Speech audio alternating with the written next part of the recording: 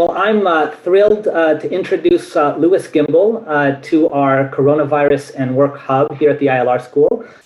Louis is a class of 90 alum and the president of SS Steiner. Louis, thank you for joining us and sharing your insights about your response to the COVID-19 crisis. Well, thanks. It's good to be here and talk about what's been going on out in the industries that we are working in. Terrific. Louis, before getting started, if you can just share some of your experience and background, your general experience and background, and then we'll dive into some questions specific to COVID-19. Sure. Well, I have pretty much a general business background. I've been a little bit of grad school in business, but mostly just experience in work, and been with Hopsteiner since pretty much since college. And we are operating in two different industries that come out of a similar area. The area is agriculture, and the two industries are the brewing industry, which I'm sure is pretty popular for the undergrads and maybe even the grad students. And the other one is the fresh fruit industry. And so specifically what we do is we grow a range of different crops and we process them and package them for our customers. And so that would be whether it's breweries or supermarket chains around the world. Great. So given this unique context, how has COVID-19 impacted your organization specifically and the industry as a whole? Well, obviously, there's been a lot of impact. The first impact, which everyone probably knows from the requirements of shutting down the economy and social distancing, is that draft beer has pretty much been shut off globally. And so there was a big scramble amongst the breweries of the world to figure out, what does that mean for us if we lose 20%, 30%, or for small craft breweries, over 50% of our sales. And so what's happened since mid-March has been a move to much more packaged beer. There's been a rush on aluminum because cans are somehow, certainly in the United States, cheaper and trendier than bottles. But having customers, rush to a new package, the good news is that meant that we are considered an essential food supplier, and we kept operating. We kept shipping to breweries. We kept shipping fresh fruit to all of those supermarket type chains, Costco, Walmart, and around the world. So, the thing for us to do was to make sure that while we're still operating, we figure out how to keep everybody who's working either out in a farm or in a packaging facility healthy. And so that was, you could say a lot of trial and error because there was no example for this in anyone's memory. And, trying to keep morale up, keep up social distancing, the masks, the cleanliness in the face of a lot of kind of bad publicity in meat packing plants, bad publicity of people saying they should have a higher wage for being on the front lines of the virus, kind of juxtaposed to the reality of the market where suddenly there is a perceived oversupply and pricing is actually getting worse certainly in the commodity world of apples and pears and cherries. So working through those challenges, making sure we have the labor force. The good news is that as the unemployment rate skyrocketed, we were able to keep everybody employed, whether it's a person on a farm, a person in a packaging facility, or a clerical person in an office. We didn't have to go through any kind of layoff situations or anything like that. We kept everybody working, and we even transitioned a lot of the sales team to doing calls like this, Zoom calls and Teams calls, and trying to figure out how to stay in touch with customers where you may have been someone who's on the road like me 60% of the year. Suddenly you're cooped up here in your living room. How do you do that? So these have been the things we've been working through. So, Louis, you've talked about the safety trial and error that you engaged in. Can you tell us a little bit about what that looked like and how you sort of developed the protocols that you put in place to keep your workforce safe? Well, I think a lot of it is working on common sense, because our facilities are all in the United States, are all out in the state of Washington. And the state of Washington has been not the most organized in terms of what are regulations that need to be followed or what are not regulations. There was a lot of back and forth. I mean, I'm sure there was trial and error at the state level too, but for those of us that are actually trying to get a food product to market, it's really about winning over the hearts and minds of the workforce to understand that their safety is a mutual concern, that the workplace is a safe and healthy place to be, and that everything that's being done it's not just to keep the ball of commerce rolling, it's also to make sure everyone involved in it is okay. And so it didn't actually take that long for that to sink in, because people realized they saw a lot of other people without work, and they recognize that there is an important mission in being in the food chain. So these are good things that we have on our side, that we're, in an industry that is doing a good thing, which is supplying food and beverage to the population. And you talked about the shift to remote work and sort of the implications of less travel for some. Can you talk about the challenges that posed to the workforce, and also some of the ways in which it might have enhanced your activities, if at all? Well, certainly if those of us who aren't commuting on Metro North or the subway, we've adjusted to that with technology, with, our day may be kind of frenzied in a new way, but you don't have the stress of commuting anymore.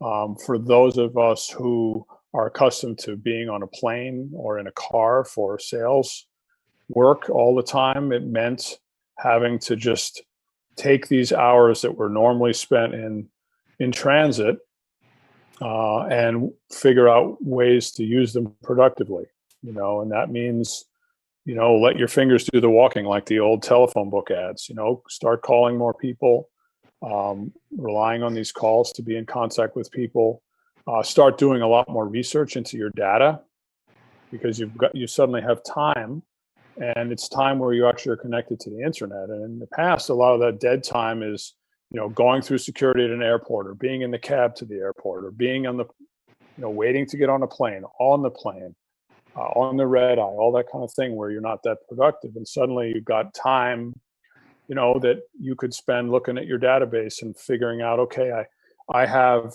rainy day work that fell by the wayside sometimes. Great. In addition to what you've outlined already, are there other things, Louis, that you've done to help the organization navigate this crisis? Are there processes or protocols that you've put in place? Are there other things that you've done to help manage the past 5 months?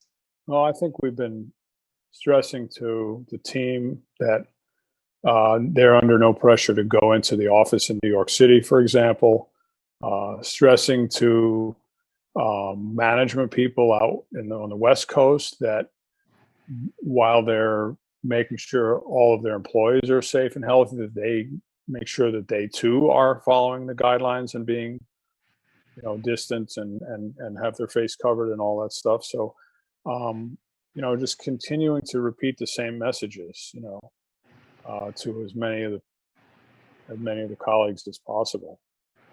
Same thing. Yeah, sorry. Same thing. We operate similar business in Germany, in the UK, and keeping the messaging with those colleagues, and listening to what's going on over there. The international sort of facet of your organization is fascinating given this crisis.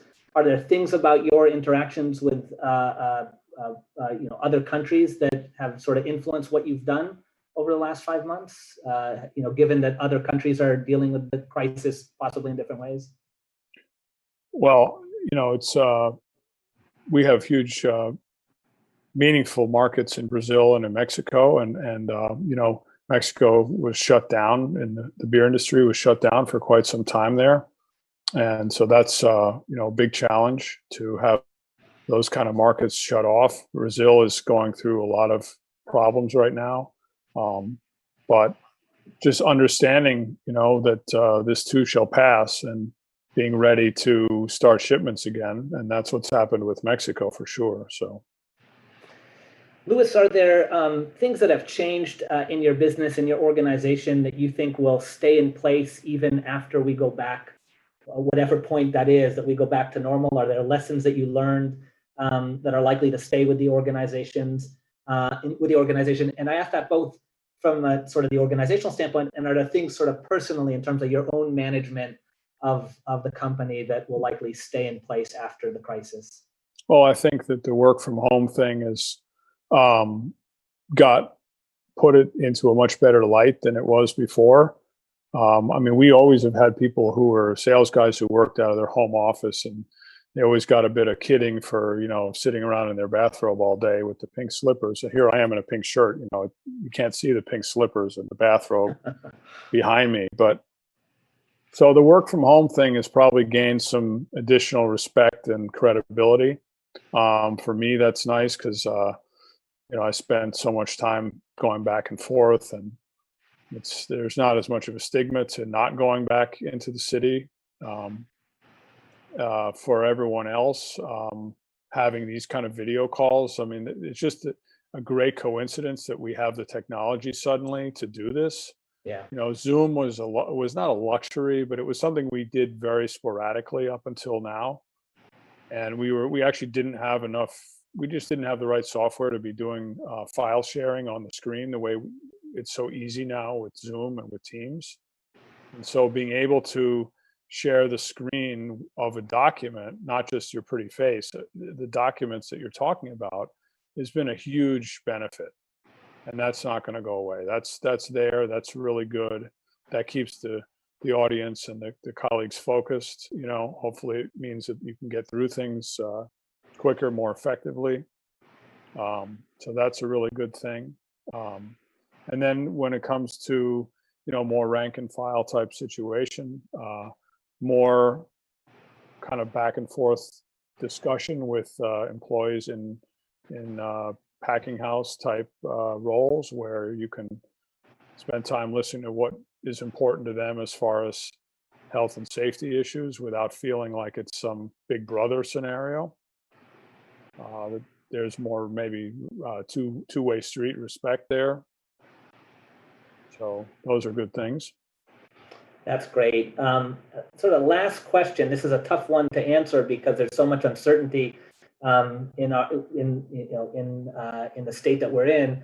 But what are you thinking, sort of, if you're looking out 3, 6, 12 months out, in terms of the impacts of COVID on your organization and how you're going to continue to grow and adapt to this new reality? Well, as I mentioned before, the loss of draft beer for now several months is a big unknown going forward. How does that impact the brewing industry? Because the smallest brewers are the ones that are largely draft, and they are the ones that added, let's call it, a lot of new creativity to the marketplace. But they also wouldn't have a lot of money, and they may not be able to afford packaging, or they may be too late to get into packaged product. Some of the bigger craft brewers have been the ones that have benefited the most from this shutdown, because they were already in the packaged channel. It sort of walked away from the cutthroat competition of draft. So the crystal ball is, what's going to happen to what we call the long tail of craft beer? Will this many market players still be there 2 years from now, or even a year from now? When the opening up of the economy fully happens, what percentage of the population is going to feel comfortable going back into bars, going back into brew pubs? What operators of those are still going to be there, and which ones are going to feel like, well, if I can only have 20% of my place full, is it even worth it? On the other hand, there's been a move to takeaway, drive up windows. So some of these guys have been, focusing on more growlers and the can version of a growler, which is called a crowler. So there's been innovation that way, but there's definitely concern for the smaller players in the beer business. And in terms of workforce-related challenges, your people, do you see any, additional issues coming up in the next 3, 6, 12 months that Well, I think you'll need to deal with?